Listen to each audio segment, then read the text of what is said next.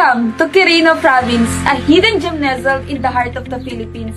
My name is Satan Kenpi Cardinal, and I'll be your tour guide today as we explore the wonders of this beautiful province. And tourists, when you see me waving, that means we are going to our destinations. Let me tell you something about Quirino and the name Quirino came from.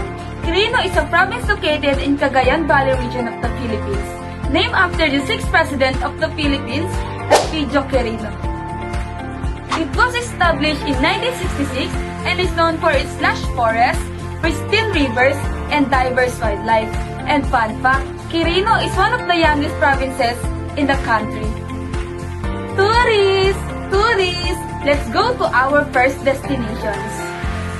Our first stop is the Aglipay Cave and Campsite, where you can explore fascinating limestone formation and try adventurous activities like slunking and rock climbing. Okay tourists, let's go to our second destination. Next, we'll visit the Governor River, perfect for swimming, kayaking, and picnicking a bit for the picture scenery. Tourists, I know you like nature, so let's move on to our last destinations. For nature enthusiasts, we have the Sierra Madre Mountain Range, offering breathtaking views, hiking trails, and opportunities for bird watching and wildlife spotting. And tourists, I know you are hungry, so let's come and taste the delicious delicacy here in Quirino Province.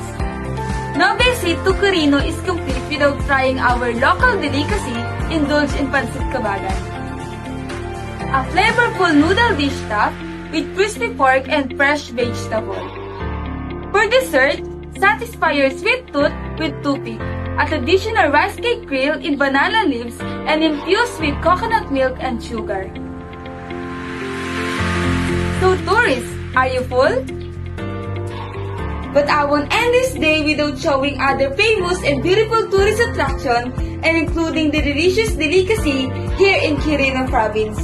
So let's go and see the beautiful scenery here in Quirino.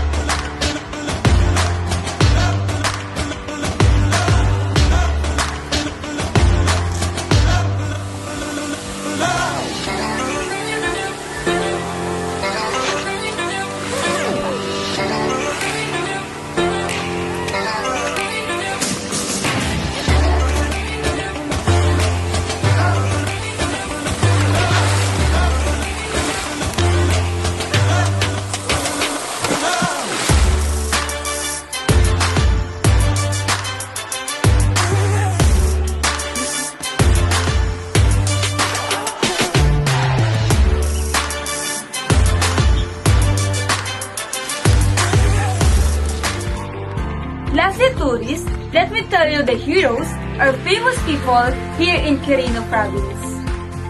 Quirino Province is proud to be the birthplace of President Elpidio Quirino, a beloved leader known for his dedication to social justice and economic development. Additionally, we honor Apolinario Mabini, one of the key figures in the Philippines Revolution and a symbol of resilience and patriotism.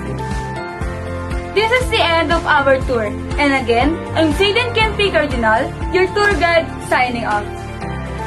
Thank you for joining me on this journey through Quirino Province. I hope you enjoy learning about its history, exploring its natural wonders, and savoring its delicious cuisine. Until next time, mabuhay!